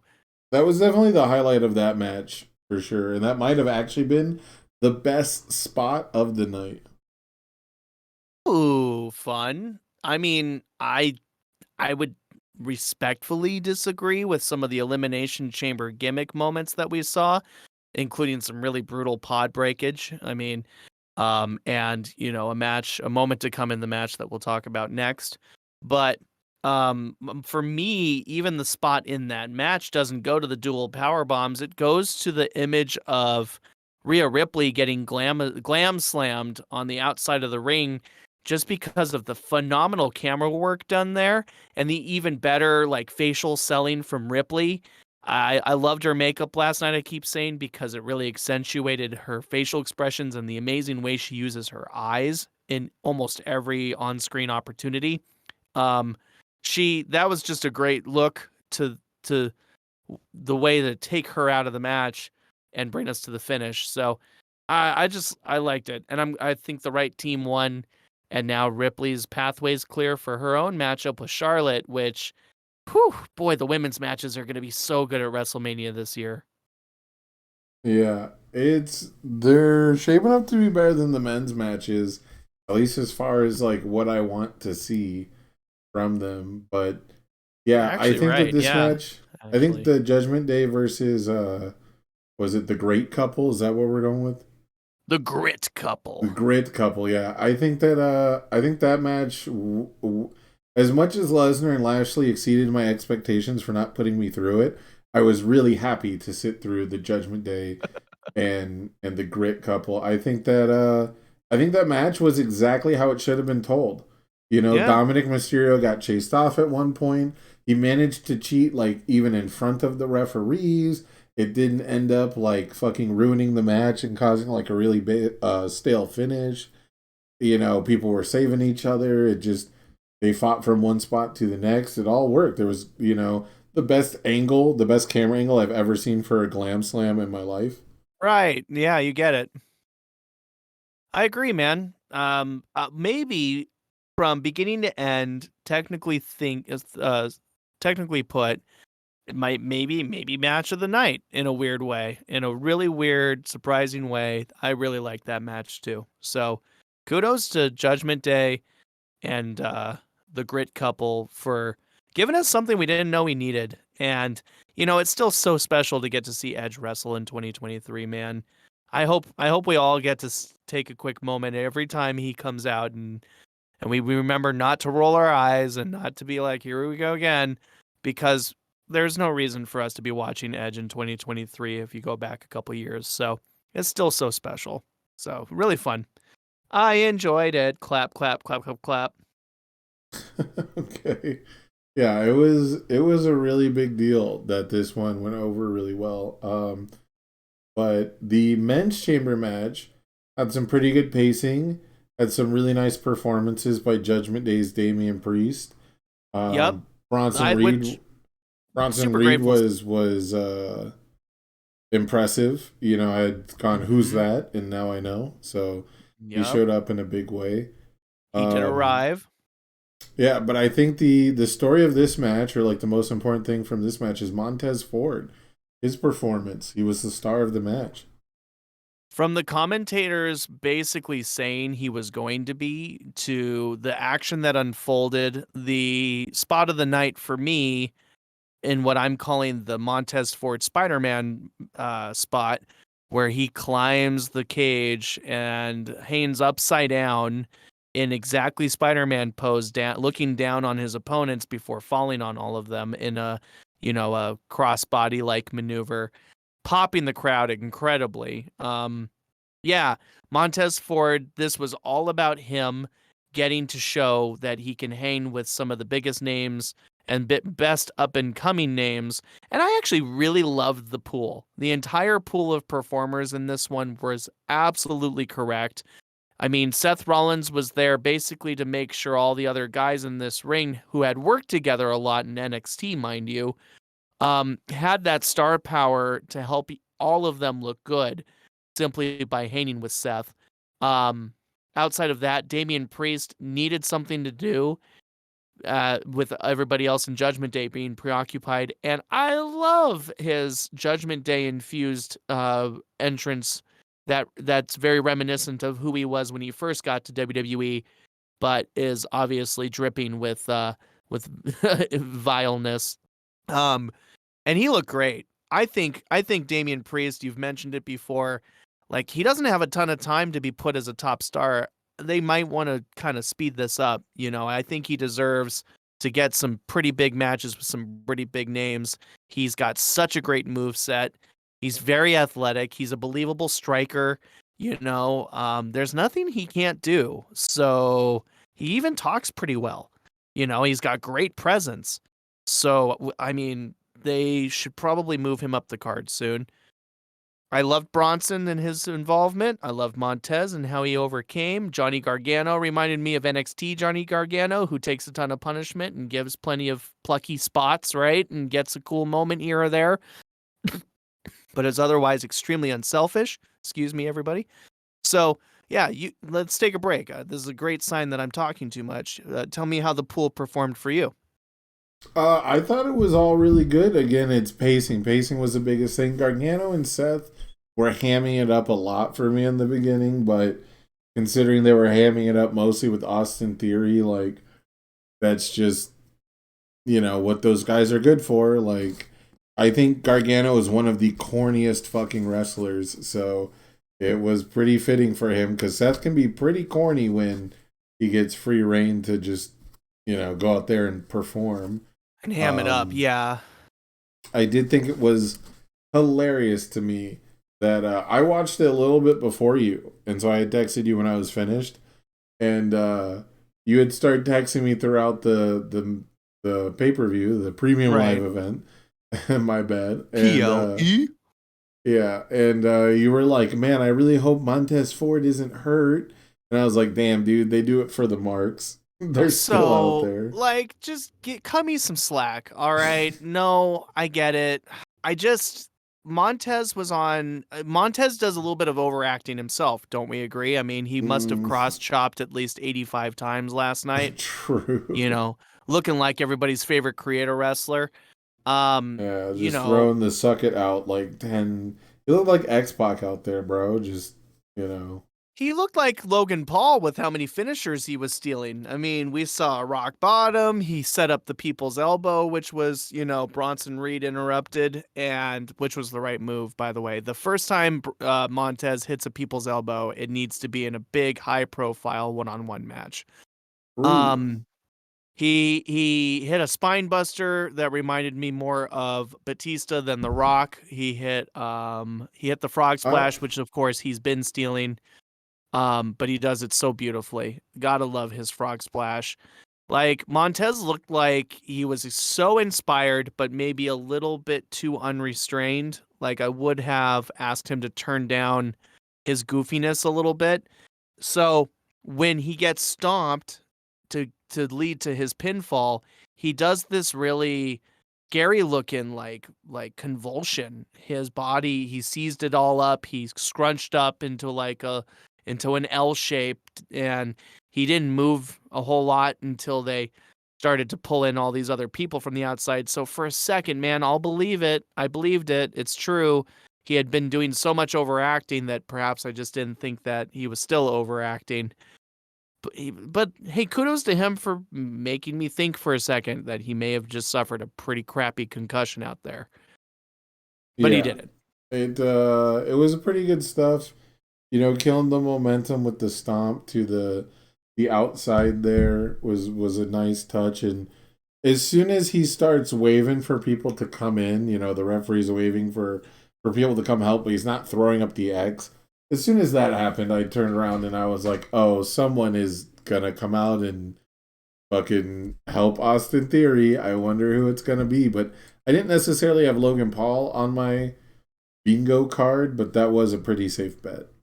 And you texted me LMAO, and I looked up, and that was when Logan did appear on screen, and I was like, oh, of course, duh, yes, of course, because Seth could so believably have won this match, of course, being like the established main eventer amongst 5 guys trying to be there, and Logan Paul coming in to screw him over was the obvious next move following the Royal Rumble elimination and all the trash talking they've been doing together. So I'm as stoked for that matchup as I can possibly be, because Logan, as you know, has totally won me over as somebody who belongs in pro wrestling, and athletically, he's just as impressive as Seth Rollins for me right now. Not that I'm saying he can do 4 or 5 suicide dives in a row without taking a breath like Seth can, but there's going to be some Mondo, machismo, one-up attitude coming from each of those guys at that WrestleMania match. And that's just going to be steal the show, material for sure. I'm stoked for that. I am all for Logan Paul showing out, because that will make Seth do it too, and we know that that he could show out just amazingly. Are you not excited for that matchup at WrestleMania? It's not the best use of Seth's time. I am not 100% sold on Logan Paul being someone I want to see wrestle at WrestleMania and stuff like that, but he has actually performed and done wrestling matches, compared to your typical, like, he's gone beyond the celebrity appearance level. He's gone beyond like the Johnny Knoxville specialty sort of match.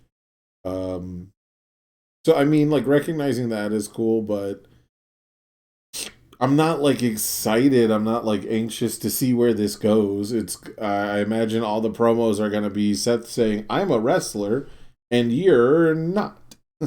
You're a leech, a parasite. You're trying to use the wrestling industry to further your own gains. And Logan Paul is, just like everything bad about social media. So like, I don't want to care. Well, It'd be like cheering for The Miz. If you cheer for Logan Paul? No, just to be like interested in general. It'd be like cheering for the Miz is to not understand the point of the Miz. To be a Logan Paul wrestling fan is to miss the point of Logan Paul wrestling. Well, on one hand, I agree, but on the other hand, what I see is a guy who loves the business, who wanted to prove he could do it too, and is winning. So, um, I saw a guy I who fixed real fights and decided to go to the experts on selling fights that are not real. either way, man, he belongs enough for me to want to continue to watch whatever content he's producing in there. And I promise you guys, like, I do not like the machismo attitude of, my shit doesn't stink. I'll just, do what I want culturally and do what I want, influencer like. I'm not into braggadocious, cocky douchebags. And clearly that's what Logan Paul is.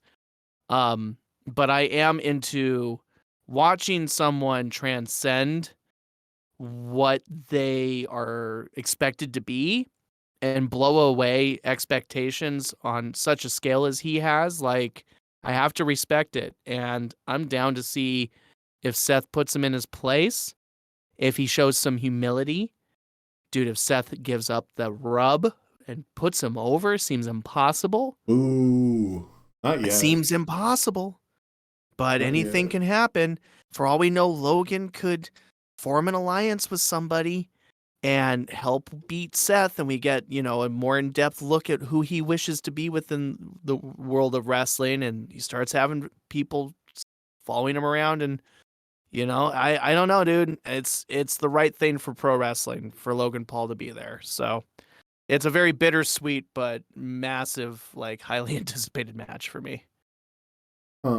Well, it was not a bad finish. It's a way to make, to have Austin Theory make it out of there with the title belt, even though in no honest world does he beat a Seth Rollins, right? Just Right. the Yeah. caliber of star. Well, Austin needed a win like that, and they've been doing such a good job of building both the U.S. title and him into a more serious, and reliable go-to in-ring, star. He's still in the rising star tier for me, but he's rising perfectly fine and perfectly fast. He's extremely clean and athletic and reminds me a lot of young Orton as far as how easy he makes it look. Um, the rumor has it he's poised for Cena at WrestleMania. Like, Yeah. whoo, the future could get even brighter for Austin Theory. And Cena was real proud of what he did with the U.S. Championship. So if they make it all about that, I'm sure they'll have a really great match, and I bet Cena will put him over, or it may actually be brief because I know Cena's last couple appearances. I keep thinking, oh, it's going to be a Cena match, and for some reason I miss that, and then they turn out being like these little cartoony, vignettes of matches. So it could be quick, but if it's a good match, that'd be a great matchup for Austin to hang his hat on moving forward into 2023. All right. The last thing I'm gonna say on it before we hit the main event, but you can sell me on Austin Theory versus John Cena in exactly one way. Okay. John Cena when they come out to the ring, and this is, I guess you can't even really sell me on it because it would have to be like at the event, like during the event, but still, the way to make me not skip it is John Cena comes out to the ring wearing his neon lime green Nickelodeon slime fucking colored shirt, Right. and it just says on the front, "I win, LOL." Interesting. I would watch Okay. that match. I would watch the match where he comes to the ring and he just wears a shirt that says Cena wins. All right. Well, okay. I let's get right on the horn and tell WWE we've got just the merchandise for them then. The Cena wins meme just destroyed almost an entire decade of watching wrestling. True. I get what you mean now. Now we're getting meta. I see what you Yeah. mean. Yeah, it's weird going back to when I was extremely over Cena, as in like I don't want to watch him be on TV anymore. Like I never thought there'd be a day where I miss him enough where I just kind of want to see him come and wrestle a good match, and he hasn't done it since SummerSlam, which I attended, right? I think we were both there, I hope. Um Yeah. and now I want to see one. I really do miss him. So, um, if he comes out and beats Austin Theory and wins the U.S. title, and we get a who'd have thought we'd see that in 2023? 3 or 4 month reign from Cena. Doing U.S. Championship Invitational again. I'm totally thrilled. I'd love to see some Cena for a little while at this point, but I bet it's going to be a moment to give Austin that big win he should need for a WrestleMania at this point in his career, and then off back to Hollywood. Yeah. That sounds about right to me. Let's get into this main event because it was a big one. They did a whole lot of hubbubaloo about it being Montreal, Quebec, Canada, and Sami Zayn gets to main event because his hometown, and it's basically the culmination of the bloodline. I guess it's not the end of it though. It wasn't really the culmination, I No. suppose, but um let's just start from the beginning because Sammy got to come out second, right? Yeah, I did notice that. And even Corey Graves was like, I love how Roman is dictating how he comes out first for this championship match, making sure Sami Zayn looks deep into his eyes as he approaches his fate. And I'm like, good job putting that over, Corey. Because Yeah. we as wrestling purists prefer to see the champ come out second, but not for tonight. They had done such an amazing job building this into like a real attraction, like a real memorable atmosphere and moment in and of itself for Sammy to come out, that it made sense for him to come out second to an extent, especially with his old theme music back and everybody's happy and hyped Let's and go. excited for him. So good. Yeah, let's go. Bup, bup, bup, bup, bup. Like I was ready for it, and yet Sammy still does the slow walk version to the ring, right? He's just really drinking it in, taking it in, appreciating it. He's not doing his usual, stutter step or whatever you call those, and the hyping the crowd at the stairs like somebody in the first row was hoping he would do. Like it was Sammy really focused. And I mean that's the presentation this match deserved for me. So I know you and I might finally hit a crossroads on crowd engagement because these guys let the first 5 minutes of the match be just the crowd yelling at them, huh? And for me, that's what it's all about. It's all about the audience. If the audience is this hyped just to see you be in the ring together prior to the match, stop, enjoy it, do it. Like you Uh guys earned it. The storylines definitely earned it. But for bro, you, I know it rubbed you the wrong way. it took 18 fucking minutes before a lockup to happen. Like it took so long for the bell to ring. And I get it. You want to soak in the fuck you Romans, and you gotta let the crowd do their thing, and blah blah blah. But this was the one, man. This is the one where that bell should have rang, and Sami Zayn should have been fucking mid-air drop kicking Roman in the face.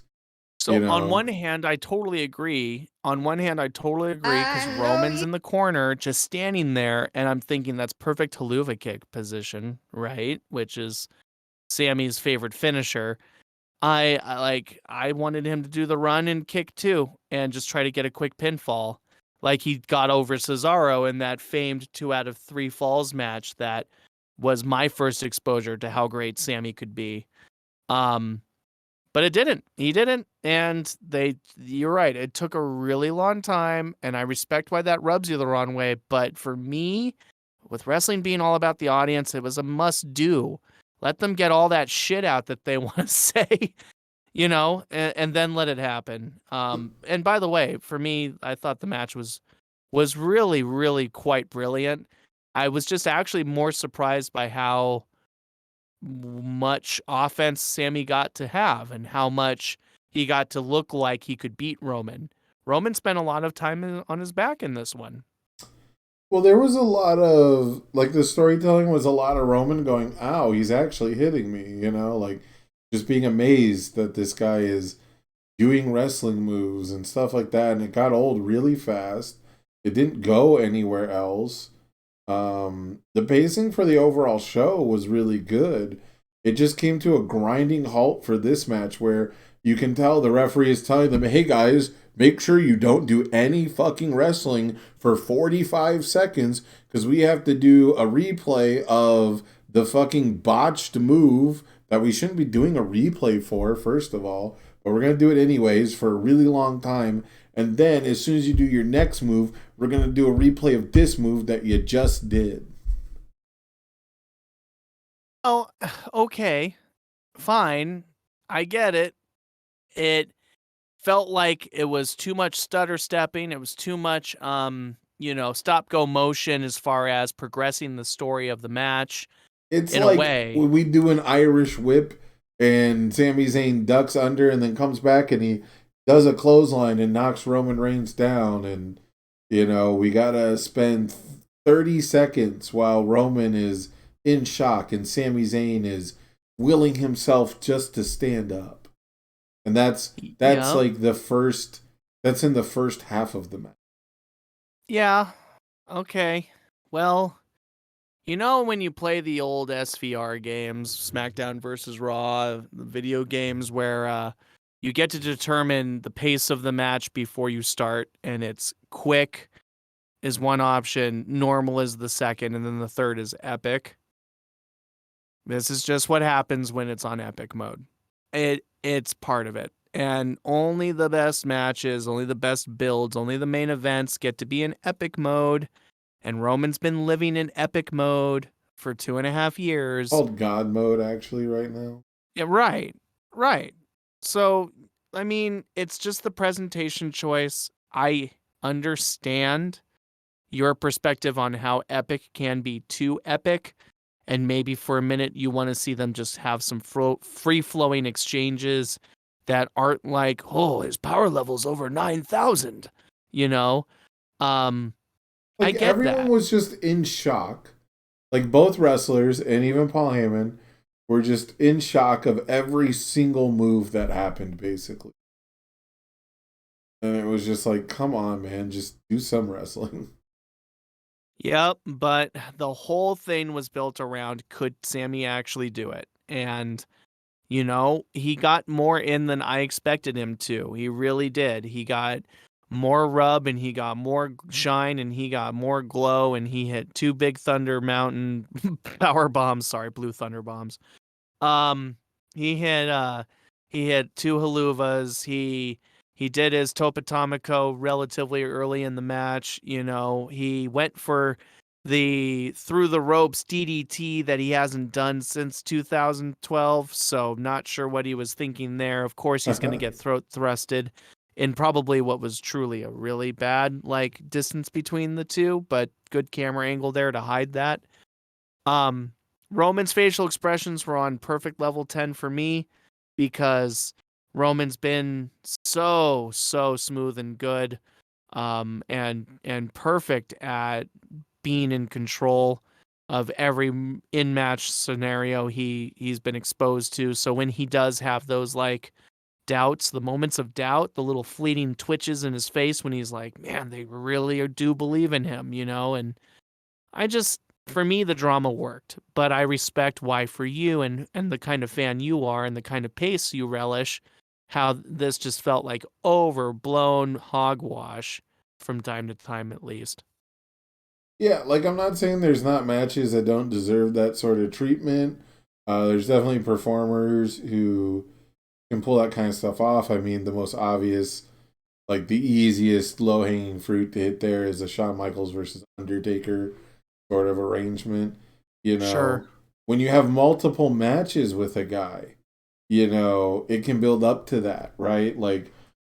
you look at Shawn Michaels versus Triple H, where it's like you can easily have one of the meetings we go hot in the beginning and it's the blood feud and we can't wait to get our hands on each other. But by the end of it, that's when you slow everything down and you soak it in because it's going to be the last time.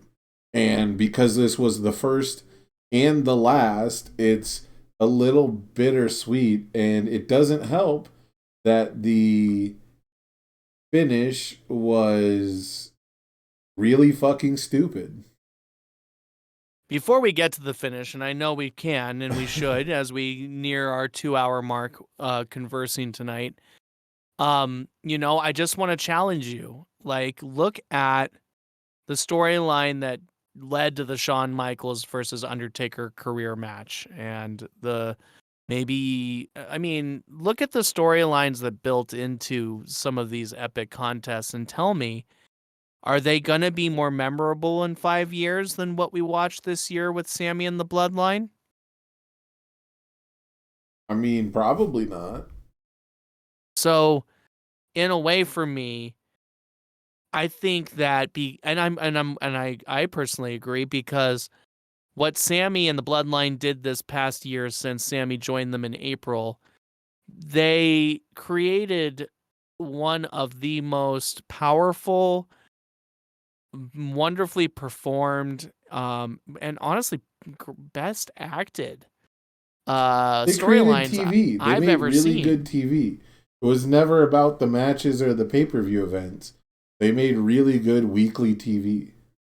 And so when you get to your pay-per-view and we've built to the final boss of Sami Zayn getting his final boss, I mean, don't you just want to slow down and breathe and hope and think he can do it, And I think that's why the match was booked and written and performed the way it was.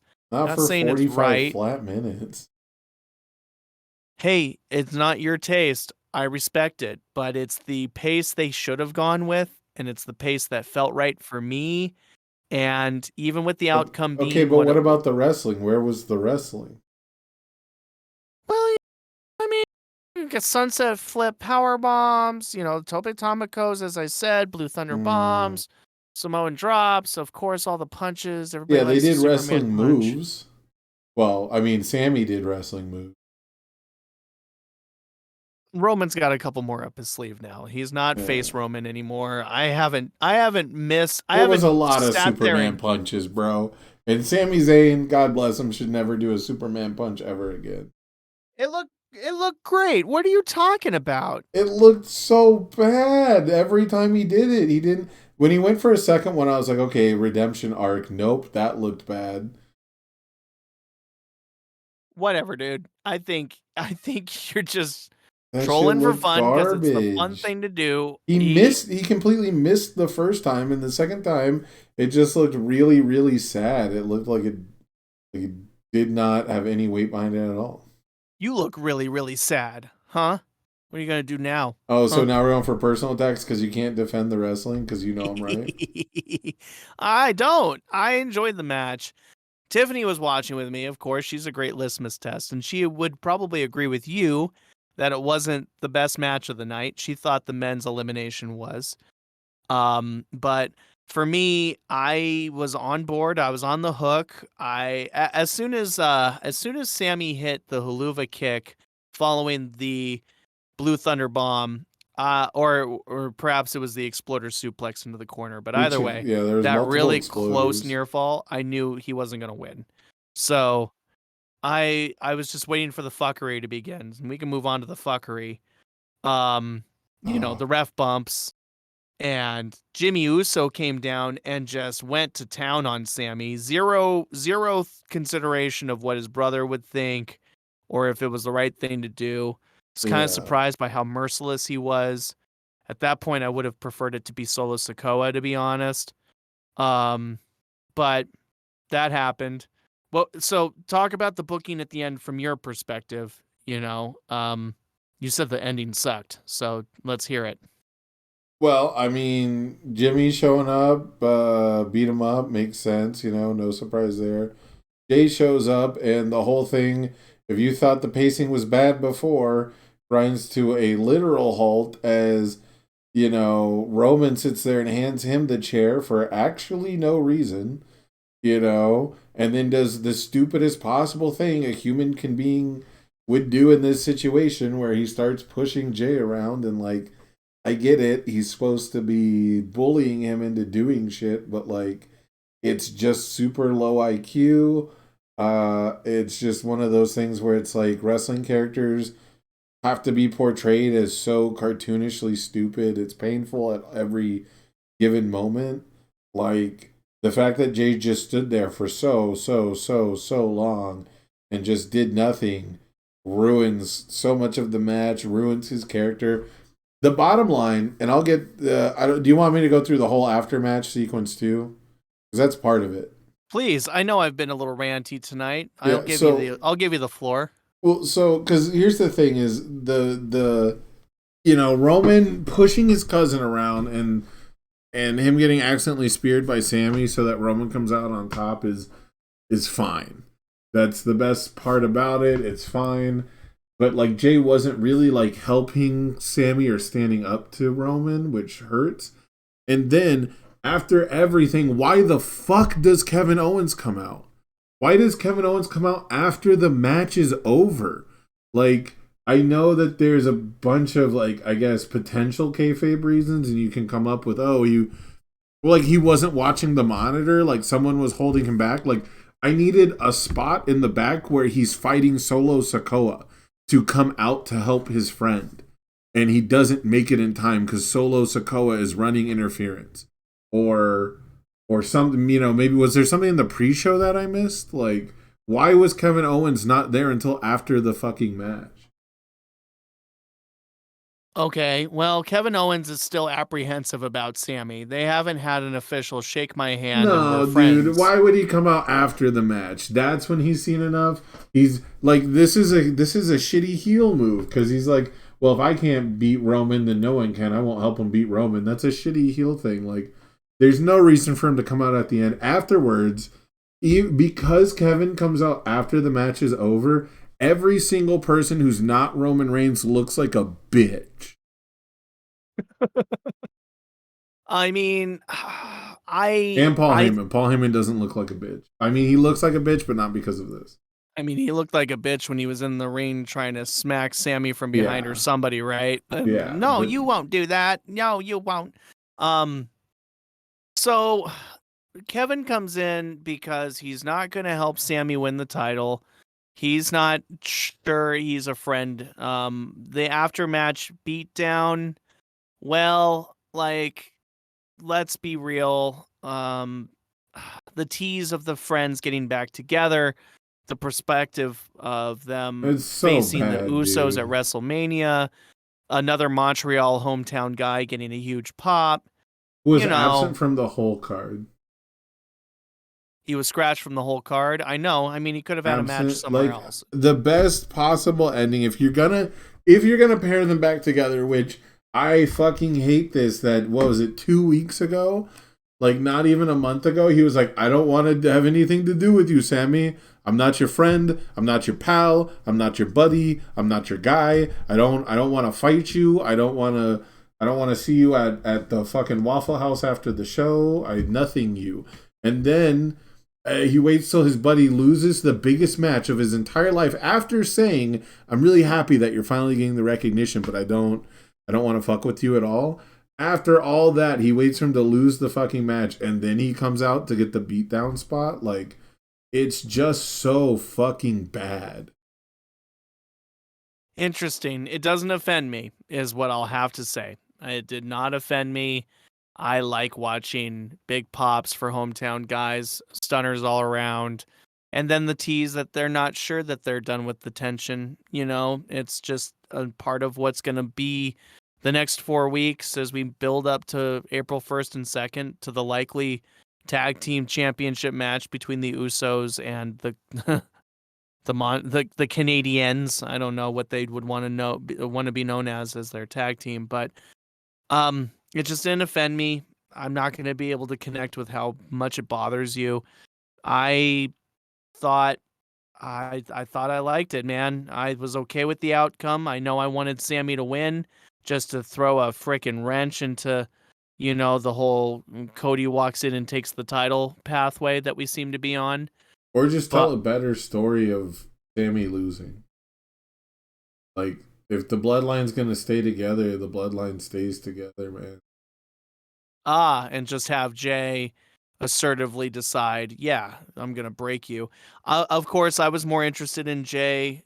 I think that's why that moment ground to a halt with Jay being involved, because they know everybody's wondering what the fuck is Jay gonna do, to the point where they know they can take their time.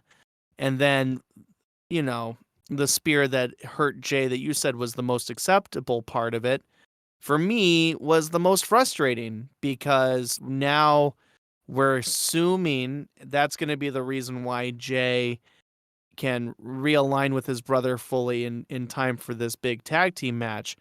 But I don't know. Maybe what they're really going to tease is that Jay turns on his own brother at WrestleMania, drops the titles to these two guys, and is starting to move away from the bloodline. And maybe one day could usurp Roman, just to pay off the massive storyline he's been involved in, Jay, that is. Being traumatized and gaslit and all these other, social abuse kind of strategies that he's probably on the verge of overcoming. Like, his might be the true hero story, even after everything we've seen for Sammy. And there's still plenty of potential for that to happen. Yeah, like, I never expected Sammy to win, and I didn't expect it to be great, but I thought the stuff they were doing with the bloodline was pretty good.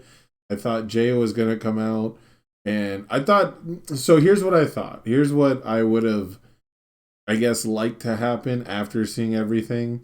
If it was that Jay came out and prevented Roman from cheating and prevented Jimmy from helping him cheat, and he just made Roman beat him fair and square, I think that would have been a fine ending.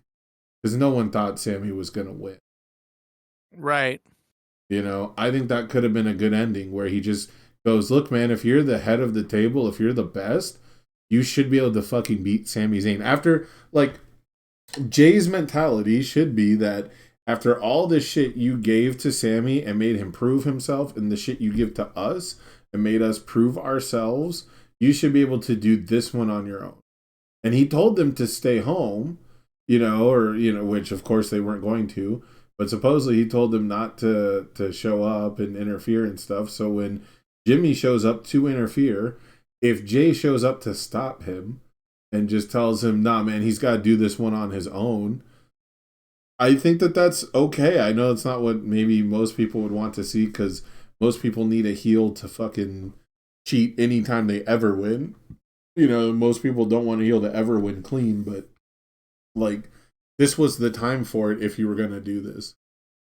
I don't hate that idea. I think that that's actually pretty cool. Jay being like, no, he can handle Sami Zayn, right? And then that would plant seeds of Roman feeling like both brothers are dissenting, and we can push along their revolt against him in a way. Mm-hmm. That would have been a smart move. I do like that. It could still be how they end up doing it. It just maybe didn't take the most efficient step towards that, if that's the case. I'm pretty low key enamored with Jey Uso, and I was when he was getting this early look as main event Jay, when Roman was on hiatus and his brother was too. I like that they are investing in him as more than just a tag team guy, and I think he's performed his role extremely well, with only a few minor Usi character breaks. But I want to see him rise. I love watching tag team wrestlers stop being tag team wrestlers, and I think Jay has all the potential in the world to be just as valid in ring near the top of the card as anybody else. So I would like them to really make his next couple weeks very important to this storyline, and I hope they don't let me down in that regard. But I doubt they will. They've really handled this so well. I'd say 9.9 ways out of 10. I thought the weekly TV was all pretty good. Most of the pay-per-view matches throughout the Bloodlines 10-year have been pretty lackluster in my opinion. Going all the way back to like the 5 Kevin Owens matches that Roman Reigns had at one point, like a bit much for me. But yeah, that's WWE failing to create stars worthy of standing across from Roman, to be honest with you. Like, I agree that not every decision and match itself has been great, but yeah, the storytelling's really been the best part of it. Yeah. And hopefully it doesn't stop yet, but no. Overall, it was still a very, very good show. It proves that when they really want to, or I don't know what it is, whenever it's a good show, they're all good. It's very rare that it's like 50-50. It's either all shit matches and like one diamond in the rough, or it's like all really good matches. So this was a very good pay-per-view overall. Let us know what you guys think down in the comments below. Did you like Elimination Chamber? Were you fans of the main event? Do you like really slow, boring, nothing happening matches where Roman Reigns gets to talk the whole time? Let us know down in the comments below. But that's going to be it for us this week. And congratulations to the Kansas City Chiefs. Oh, yeah, that's true. The Kansas City Chiefs did win the Super Bowl. That was just my notable side quote at the end of last week. I was just trying to reenact it, but oh well. I was just giving you an opportunity to say goodnight to the folks. And I will. Fans, friends, wrestling fanatics like us, just know it's been such a pleasure continuing to talk wrestling. Thank you for listening. Elimination Chamber has left us pretty proud to be fans. And WrestleMania is going to be such an incredible event with the card that they're quietly building up, or not so quietly, I suppose. So join us. Let us know what you like so far. Let us know what you don't like so far. We're here for you. We really are. So give us all of what you might be thinking, and we'll see you next week. Yep, that's going to do it for us. 1, 2, 3. I'm Sam Tate. This has been Warren Sprague. We'll catch you next week on Scheduled for One Fall. Peace out, everybody.